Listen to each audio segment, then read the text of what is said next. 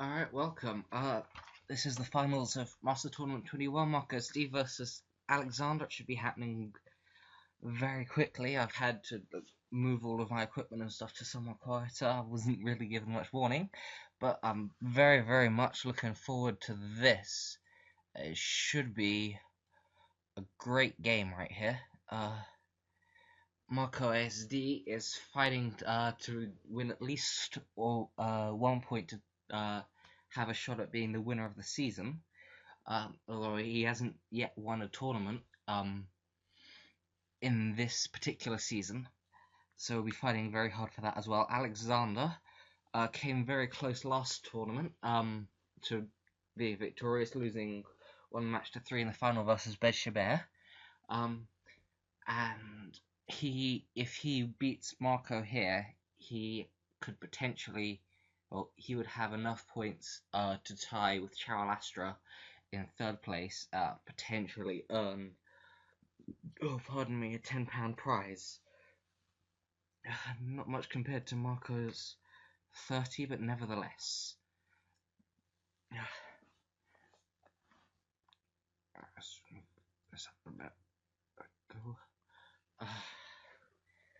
Yeah, so that's the basics.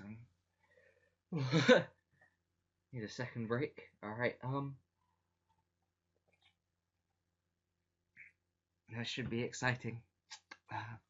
Alexander's fast and perhaps a little reckless style. Marco's years of dedicated experience. Should be one heck of a match. Marco's the favourite going in with a much higher all-time record, but Alexander's done an incredible job, especially with how well he's done this season without even playing in the faster than 3 tournaments. Yeah, this should really be a good match. Good set of 5 matches even. Let's hope it goes down to 5. That would be exciting.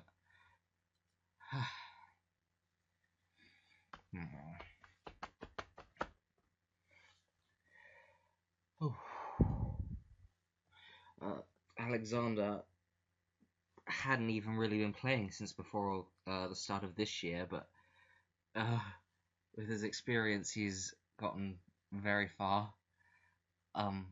Just this year, he's been a very dedicated player who stood on his own, with lots of help initially from Marcoasd and the Italian community, to my awareness. But he is a very experienced player for one who's been playing for so little time, and he really, he's really done a fantastic job already on here, and I think he could go very far. There you see a very surprising Tauros lead from Alexander, who's going by the name Obi-Wan on this. And Marcoasd leads with a typical Jinx. And then he reveals a Jinx. Perhaps he had this wrong in the team builder, but it could certainly be worse, although Tauros is so spectacular, it is frustrating for it to have been slept. It's very rare to see a non-lead Jinx, and I think Marco's very much got that on lock with the Starmie reveal there. Exeggutor comes in, predicting, I'd typically expect a Thunderwave or a Blizzard, or maybe even a Psychic. Goodness knows, there's a lot of options there, depending on what you think your opponent's going to do. If they're going to stay in with Jinx, which is possible, fish for some freezes. Could potentially ward off an Exeggutor later in the match, and keeping it unparalyzed makes it much more threatening. But he could very well go Chansey or Exeggutor, in which case Thunderbolt's your best option if you think Jinx is going to stay in. Exeggutor's come in. Is probably going to go for a Stun Spore here, but it does take massive crippling from that, and you wonder if Marcoasd's perhaps got a Rock Pact or something else to benefit massively from Exeggutor being so heavily crippled. Zapdos is revealed. This is a very intense, quick match. Both sides slept and had lost already. Starmie paralyzed. Tauros is out of it. This looks exciting. Well, evidently there's no rock on Marco's end, so I'm curious what will benefit from there being no Exeggutor, especially for him to risk Stami being paralysed, although I guess with Tauros being slept, Stami being paralysed is not such a big deal. Ooh, this is exciting stuff. um, Typically would be Chansey and Snorlax last on Alexander's end, although with how offensive it is with the Tauros lead, I'd be a little surprised perhaps if there was a Chansey. But there's the Snorlax revealed. He wants to keep Zapdos on Paralyze, which gives it an edge versus Starmie here. And Snorlax, even when paralyzed, is still a very good means of pressuring Chansey. And Amnesia is revealed. And then Reflect, and this is suddenly a very deadly threat just set up by Alexander. Almost out of nowhere. What at first appeared to have maybe been a Fishlax reveals itself to be a tank. The question remains is what the final moves. Does that will determine what can wall it. Snorlax of Marco's own is probably the safest option versus it though, until the move is scouted, since it can take any one move from an opposing Snorlax and survive. And should it be a body Body Slam is revealed. Now if Marco has a rock, well he doesn't have a rock, and he almost definitely doesn't have a Gengar either, so the only real great counterplay that Marco may have available is access here to counter on Chansey or Snorlax. He seems to be letting Starmie go down, which I think is risky when there's that Jinx in the back. If it got a freeze, it could be very threatening. But no, he lets Starmie go down, which is perhaps for a free opportunity for Chansey to come in if it's a counter Chansey. Potentially he doesn't have anything for it, and no, he has to go into Snorlax, revealing the absence of counter on either Snorlax or Chansey, and he gets a critical hit, which allows him to finish it off. He manages to get rid of the very threatening threat, only for a Slowbro to reveal itself.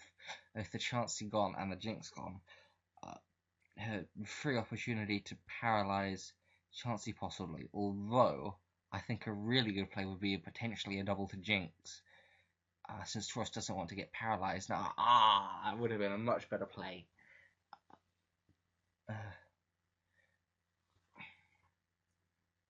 Since it would have gotten a free sleep there, but nevertheless, going just for the Thunder Wave and Psychic is very threatening at this point. And then he goes self-destruct, sacking Jinx, when I think that personally stacking Tauros would have been better there. Note that the last of Marco's is probably an Exeggutor is the most likely thing,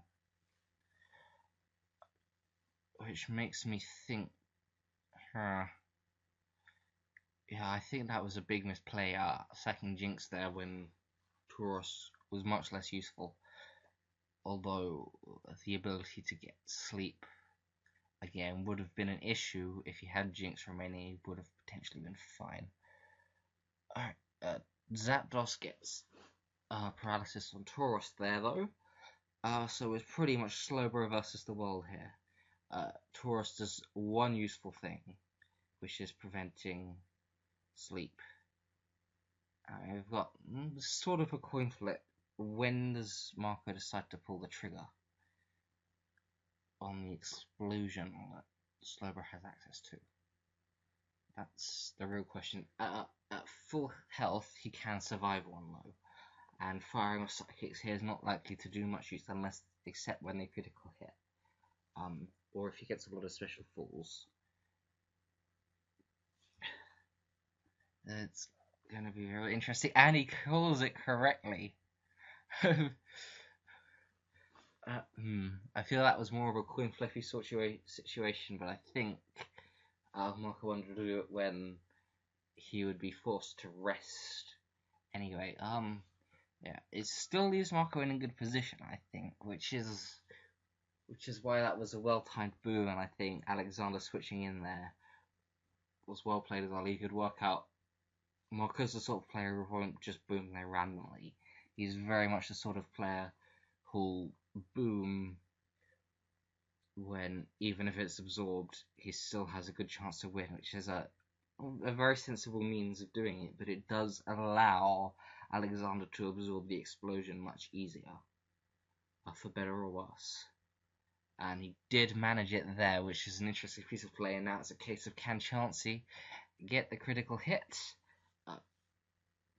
which does about 80%, and it becomes very tricky here, and that's virtually game over there. It was very efficiently done, I felt. The Taurus lead there is bizarre. I'm sure he must have meant Zapdos lead on that. The absence of Chauncey is peculiar. Well, that was a very interesting game one and a victory for Alexander. So Marco's not yet earned himself at least a tie with Bear in the overall season rankings, but Alexander would have to go 3-0 for Bear to be guaranteed the first spot. We get a little bit of insight here from Marco saying that he didn't have Stun Sport on his Exeggutor, which was problematic. Would have definitely changed that game a little bit. That was one exciting match. I'm curious what he did have. But I guess perhaps it was Hyper Beam or some other physical normal move like Double Edge or Egg Bomb, which, though I still think that he should have sacked Taurus instead of Jinx. I can see perhaps why, given that Marco had the set that he did, that he went to sack the Jinx instead, although I still felt it was threatening. Perhaps riskier. And Alexander manages to seal that. Perhaps a little layer I hadn't read quite there was him deducing what Marco's Exeggutor move was there, which allowed him to make the correct choices in the match, which is very high level. I hadn't spotted it until Marco made that points afterwards. Okay, now we see some slightly more traditional leads than a Taurus. I guess the Taurus isn't the lead you normally see these days, but you would have seen more traditionally, which is a bit backwards perhaps for me to call these more traditional, but no, these are more popular, better. I guess traditional within people normally use anyway. Good bit of damage, although Marco might well have liked a special folder, especially if he has something like a Lapras. And reveals Seismic Toss, meaning that he's probably got Reflect or Sing. Although I've seen Seismic Toss counter once or twice. He goes for a secondary Seismic Toss, and then he reveals his Exeggutor. Threatens Sleep, and he misses as Alexander stays in. Jinx is it's in Hyper Beam range, asked for a Psychic, and it's... I don't know if that's Hyper Beam range or not. It's probably very, very close. I always think of it as 50%. I think that probably was Hyper Beam range. Chauncey comes out. Do we see counter? Or will Alexander body slam here, or will he Earthquake? Will he do something else? Such as Reflect or Amnesia. And he Earthquakes, prepared for the possibility of counter. Not fooled by having Seismic Toss. Alright, well now Marcus successfully manages to recover his Chauncey somewhat on the Snorlax, and he does reveal the Reflect. If he had Sing there, then it wouldn't have been such a useful situation for the Chauncey to have been in.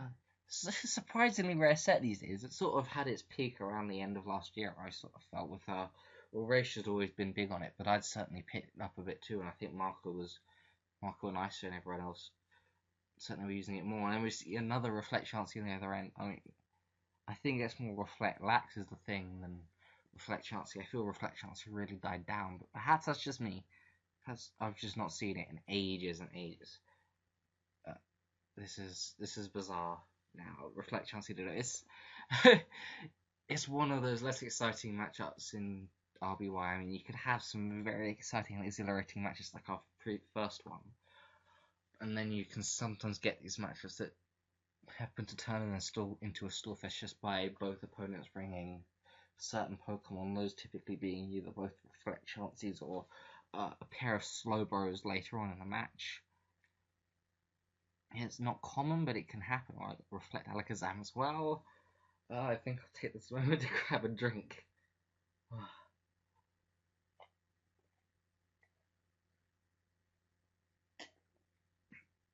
And a cunning little double lights there just to burn a little bit more PP.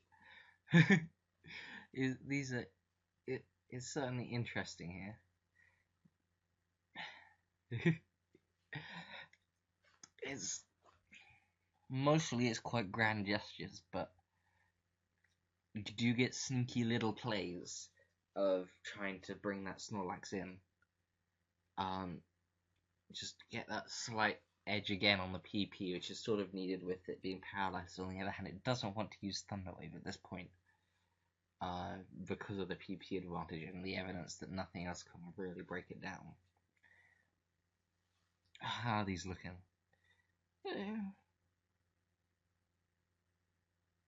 Oh, it doesn't quite show for you guys. I'll just move this up a little bit just so you guys can see the PP currently on that chance. I'll move it back down. And he manages to get a Seismic Toss in on that Snorlax, in spite of Alexander being tricky. And you see, although it is a bit boring for spectators at these points, it's not as bad as some stuff, but those little subtle moves is very nuanced. It's a sort of nuance that you can't really achieve in most points of the game. It's so very fine, but he manages it twice, which is quite impressive, I find. Although he was sort of spamming Seismic Toss there. It's very strange. We sort of expect an explosion, and Alakazam switches into it. It was a little predictable, and Marco. This is very much a student versus the master. The master predicts the self-destruct there. Although that does leave Chansey at about 80% and switched out. And in comes a Lapras. Yet another tool to annoy the Chansey. And he goes, Tauros, I'm not exactly sure what he thought he was going for that. I don't understand it. Maybe he's willing to try and burn his Tauros to try and break down this Chansey. Oof, does he have counter? Guess now we'll find out.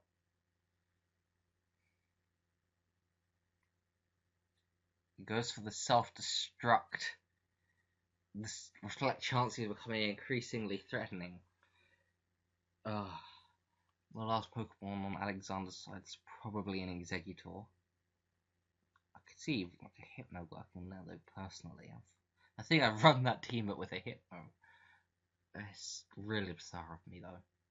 The trouble with those sorts of Pokemon is it's slow and a bit electric vulnerable. You can't really remedy both issues of the same thing. I could see a Jolteon there. Sounds a bit strange, but I could see a Jolteon working there even. Maybe that's personal preference. And we see the Hyper Beam. And Chansey is out by surprise. It's a close one.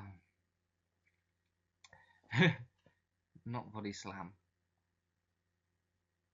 Okay, and in comes Zapdos. Now we'll see. Perhaps. No, Chansey comes in. Fires off a Seismic Toss. Oh yes, neither side currently has Sleep Up. You can see Exeggutor threatening, and it is an Exeggutor last, and I really dislike the Zapdos weakness on that team. Reflect Chansey is probably your best option to remedy it, and Chansey is slept. The Zapdos is now a gigantic threat here. I wonder what can be done about it. And Exeggutor's just free to fire off whatever it likes now. It's pressuring this Exeggutor just makes it even easier for Chansey for Zapdos to clean. But in comes Chansey again. he desperately needs a wake-up now. That Zapdos is monumental. But I think he lost it once Chansey was slept. Zapdos just cleans up. There's too big a risk there. And Marco's experience manages to win him this game, we feel. He goes for a Sing and it misses, and that was most likely his only real hope there. That was that game. Well, that's what happens when you bring a Zapdos weak team, I guess. Marco's last, probably a Tauros. Probably wasn't even revealed in this match, but it was a good game of RBY. Ooh. Hope you're enjoying this, because it's mostly a pretty exciting series.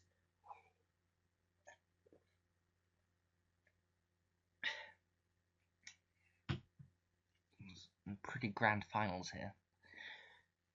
Student versus the Master, and they're 1-1 each. This could be a poetic right down to the last game one, depending on how these next two games play out.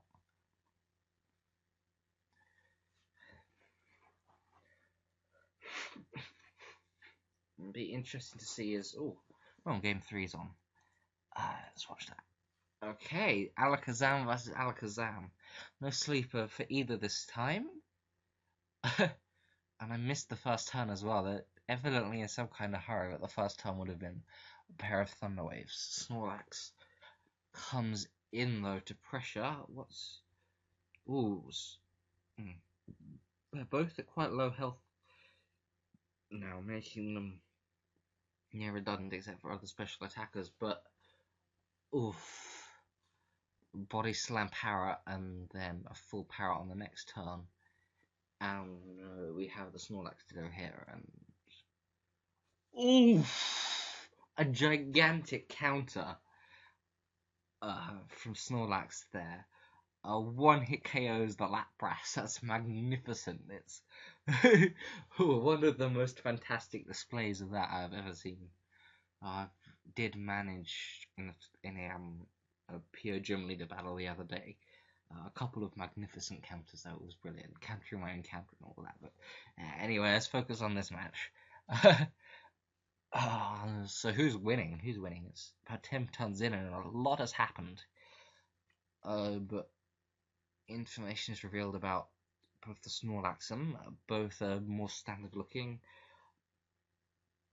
Is he going to go Alakazam here? He is, as Snorlax comes in, is very pressuring plays from Marco there. Alexander's team looks horribly into electrics again. That body slam anyway, it's Starmie just goes at surprising critical hit there, but even a paralysis would have been quite damaging. Here's the question: does he psychic or does he sleep powder? It's sort of a 50-50, but it's he's managing everything this match, Marco. He's only a Pokemon up now, and neither has sleep, and his Executor has fainted, which I argue is the result of the body slam shenanigans, but he's still a Pokemon up from that fantastic counter, so even though he gets sleep, it's still an even playing field, although Alexander here is going to be granted momentum, assuming sleep powder hits, which it could fail to do, which would be exceptional.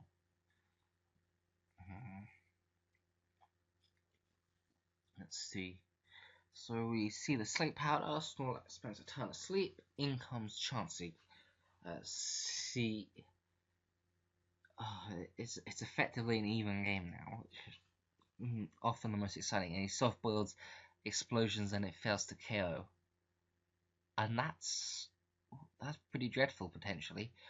Tauros is obviously the best option here to try and obtain the revenge kill, but Snorlax can definitely be sacked potentially, although it's already burnt to sleep time. I'd be interested to see, does he think a 1% chance he is more or less valuable than the sleeping Snorlax? Here for Marco to make the choice. Even though the momentum is momentarily in Alexander's favour, I still feel the game is in Marco's. He can just go Snorlax and try and wake it up, or he reveals magnificently a Slowbro here, which is very threatening. And that last is probably his own Tauros. It's looking like Marco's game.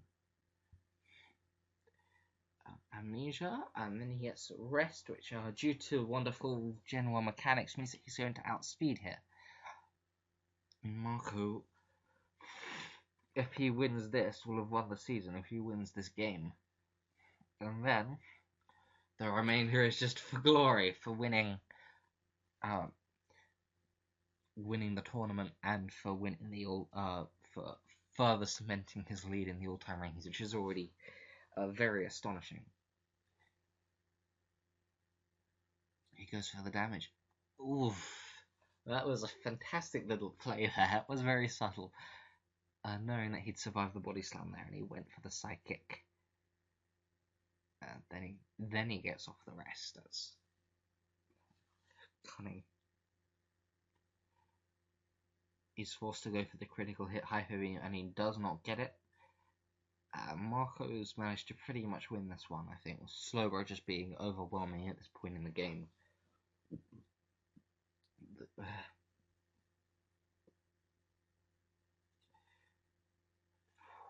So will he just cement for the KO here? Try and get damage off on the Snorlax. That Snorlax itself would still be threatening if it wins the speed tie. Oh, actually, its speed might have been dropped even. Oh no, it wouldn't have been dropped. But oh no, it was paralyzed previously. So there's the speed advantage here, and he goes for the Hyper Beam. It connects.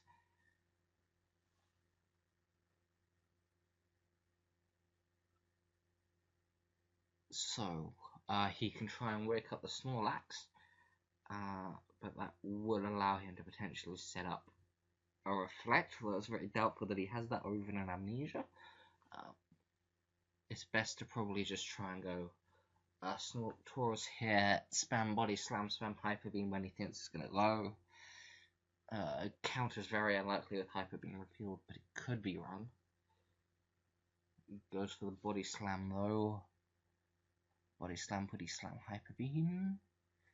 Hyper Beam doesn't typically KO here though on Tauros's end, and it does on Snorlax, so it could all come down to whether that Tauros, Snorlax, which is burnt a turn, wakes up. And no, Marcoasd gets the critical hit. I think the odds were probably around 50-50 there. But Marco wins the third game.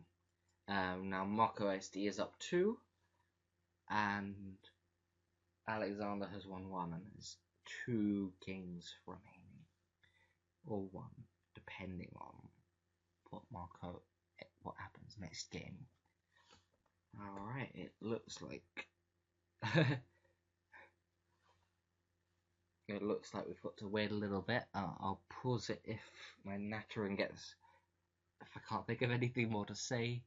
I still feel like I've probably got a little bit to say. It's been a pretty exciting series, I think. Perhaps my rush having to get here has influenced my opinion on that, but the only real quiet moment was Reflect Chansey versus Reflect Chansey in the middle of Game 2. We've seen some unconventional teams from Alexandra, as well as the large electric weakness, which I felt Marco exploited very well in the second game.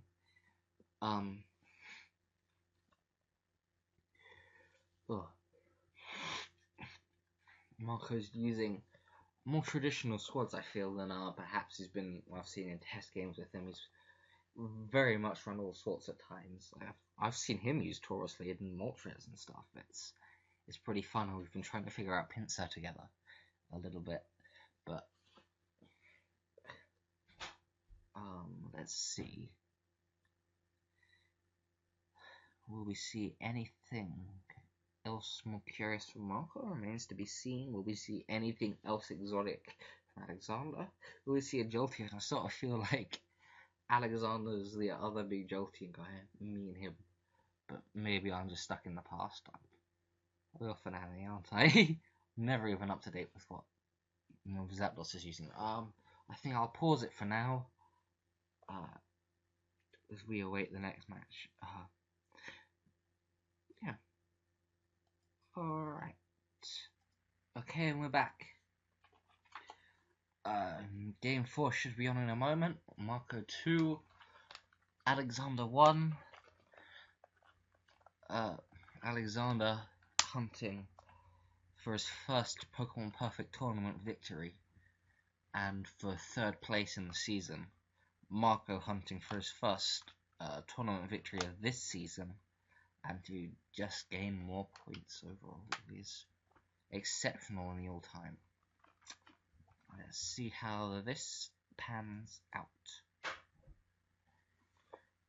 Once they start. Oh, there we go. Okay. Yet another Jinx, and a Starmie which we've not yet seen as a lead. That's fine. And what else have we not seen? We've not yet seen a Gengar, we've not yet seen a Jolteon. Okay, and Starmie wakes up. Exciting stuff, huh? Gets the special drop, which is pretty key. It means you can go Chansey pretty freely. He Thunder Waves the Chansey, which is interesting. Here's a question: is how is he planning to get sleep this game? Is he planning for? You can see getting sleep with Exeggutor sort of strategy panning out here. Marco uses Reflect. Counters revealed. That's some pretty great damage there. And he reveals Counter and Hyper Beam on the same set, which is something we've yet to see. Something very rare, actually. In comes Exeggutor. Fires off the Psychic and forces out the Sleeping Snorlax, which is important. Brings in Marco's Exeggutor, which doesn't want to explode on anything. Psychic lets it pressure Jinx and Chansey. If it gets the crits and drops and stuff, it can be very important. Alright, I'm still recording. Yeah, go on. Well, sorry, I had to speak with my grandmother a second. Oh, what have I missed? What have I missed? Oh, I'm so bad at this, I'm sorry. Alright. Snorlax came in, it psychicked the Chansey a bit. Yeah, so sorry, I'll probably have to review this once the game's over, but we see that Marco's carrying a full Tanklax. But Lapras here threatens to break it. Wants to rest here though. Okay. So that's the game here. The game here is break the Snorlax. How's he going to do it? How is he going to do it? The only move revealed on it though is Body Slam. He's Psychic though, and he can threaten with Sleep or Critical Hit. So that Critical Hit did a massive amount, but he gets the paralysis with Body Slam, so he's free to rest yet again. So let's see. Yeah, let us see. What on earth did I miss though? I'm really annoyed about missing that. I don't even know now. Psychic just Stun Spore on Chansey. No, whatever. Just accept it as it is. Goes through an explosion there on the Amnesia. I think he predicted a switch in of Chansey or something to take on that Exeggutor, but nope. Doors Body Slams there, and he gets a critical hit, and it breaks it. Which is lucky, good news for him, but he had a good chance of breaking that Snorlax with the Taurus. It's not in his favour, but he is ridiculous for that to have happened. But it's certainly saving him from something which he was otherwise going to have a lot of issues breaking. In comes Exeggutor though. It can fire off a Psychic here even for good measure. I mean, that hits everything. and he could go for a sleep powder, but it's not worth it.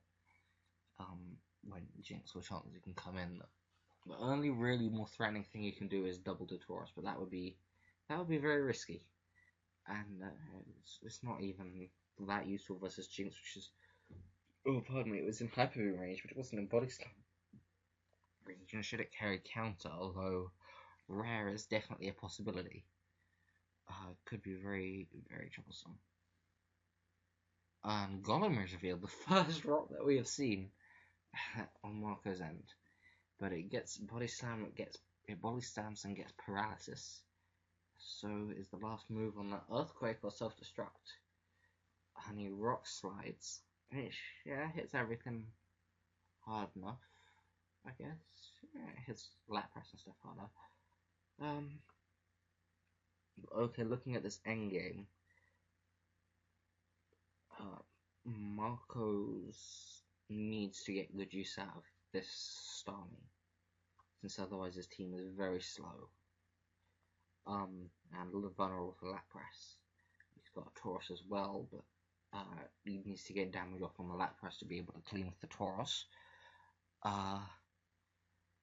Alexander's end, meanwhile, Chansey more or less blocks everything, but the Exeggutor could be very threatening with the access to Psychic and Explosion as well as a Sleep Powder. Especially since Jinx got removed in its battle. Well, it switched into Golem as a sack on that rock slide to preserve Snorlax.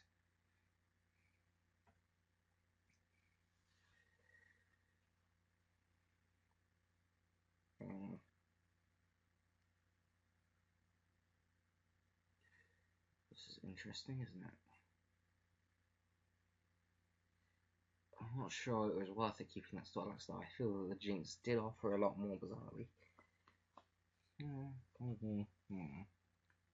it's just potential explosion bait for the Exeggutor.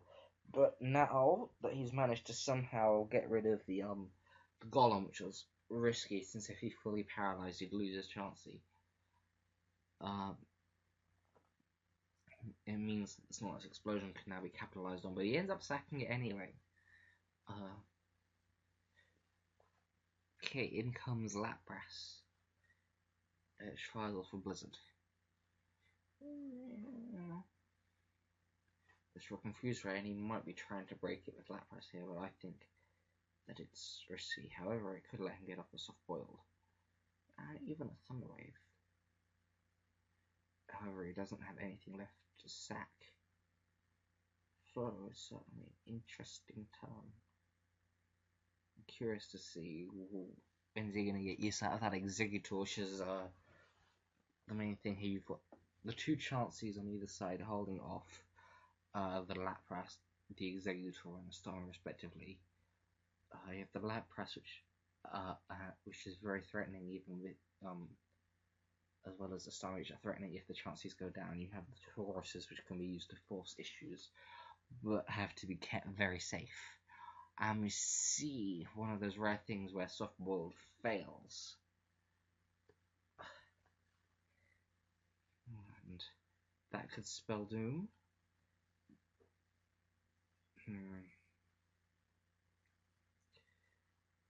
it tries to soft boiled there, but no. This Lapras is suddenly doing that, and Marco has revealed that he's lowered the EVs a little illegally on Chansey, but we'll let it slide. It's a complicated issue, and for now we allow what's in the electric box. And Chansey is broken with the power of Confuse Ray and Paralysis, although Confuse Ray, it doesn't increase the chance of it. It increases the variance, but decreases the mean in terms of what it achieves there. But Lapras is a threat. It thunderbolts and it critical hits, and all of a sudden this looks like it's Alexander's game. Although Exeggutor can't live a hit here. Taurus probably, both of these can still live a hit. He goes to Taurus, which takes huge damage, but in can come Tauros, get the revenge kill. Executor comes in, and then it's a case of fending it off with Chansey. Can't explode, but no. Instead, he decides to stay in with the Tauros, which seems to pay off. And we're at 2-2. So, this series is still very much in play. It all comes down to the final game. Couldn't ask for a better story, could you? Student versus the Master in a best-of-5 series. Won 2 games each. The final score, although it doesn't decide who wins the season, it decides who wins the tournament. And if Alexander wins, then he gets the opportunity for a £10 prize. He'll also have to beat Chaulastra in a best-of-5 if he does manage to win this, so it's not all over quite yet. But this is probably where the excitement about ends, and we see the Jolteon! Fantastico! And it's against the Starmie. We hadn't seen one yet. We've not seen a Gengar at all, which I find odd. I know Marco's not much of a fan of it, though. It thunderbolts, making sure that Starmie's not staying in, and it does a large amount with a critical hit there to the Chansey. Gets the paralysis off as Chansey soft boils.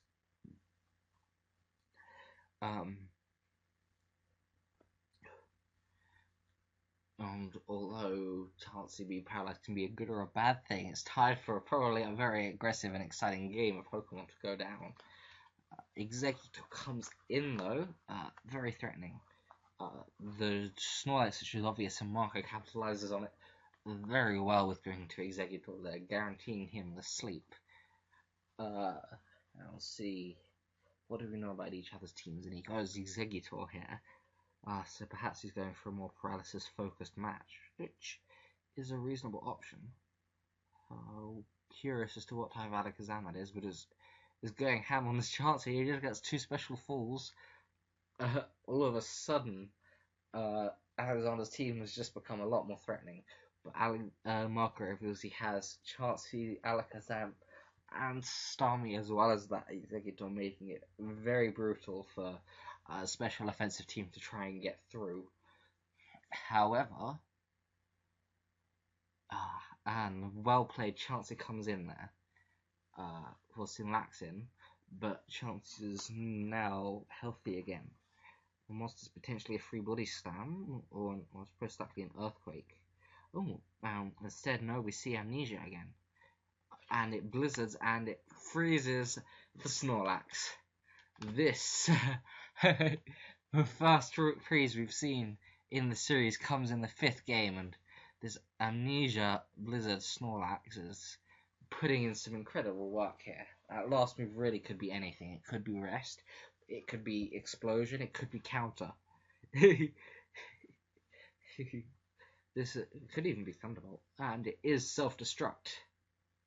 No, that's what I meant by explosion, I'm sorry. Does the same thing. It's just less powerful, thank goodness. It's still the most powerful explosive move in Gen 1. Snorlax is self-destruct. So thank goodness it doesn't get explosion. And we see Alakazam in.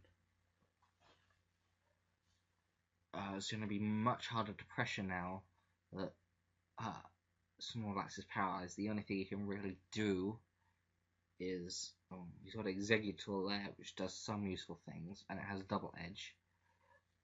Or he can pressure it with Dwarf, but double edge lets him get rid of it. Well, in fact, he's running a double electric, which is a good choice. Although Marco did reveal a rock the previous game, I think he thought it must have been the perfect time for it, and it's a very, very threatening approach here, and it could be the end, although that freeze certainly played into Alexander's favour very heavily. And the luck is just going his way. It's not surprising. He's well set up here. He goes for a Blizzard, tries to get a freeze. He gets a critical hit though, which is not the end, but it's not enough. Very much feel like he has won it here. the Executor and the Chancellor are both thoroughly weakened. And yep, it's game over. Powerful double electric to win the tournament. It's not quite the end now, since Alexander and Cheryl Astra have to fight it out for the £10 prize. But that's all of this series. I hope you've enjoyed. It's been a pretty darn exciting match. Well, series of matches between Alexander and Marcoasd. The student defeats the master. And has really been an exceptional end to an exceptional season, one full of surprises and magnificent, exciting games. It's really been an exciting tournament. I'm very proud to have hosted it and to commentated on the first videoed finals. Might see you again. I'm sure I will. I hope you've enjoyed. Subscribe and like, and talk on the forums. Could be you here. It's absolutely fantastic. See ya. Alright.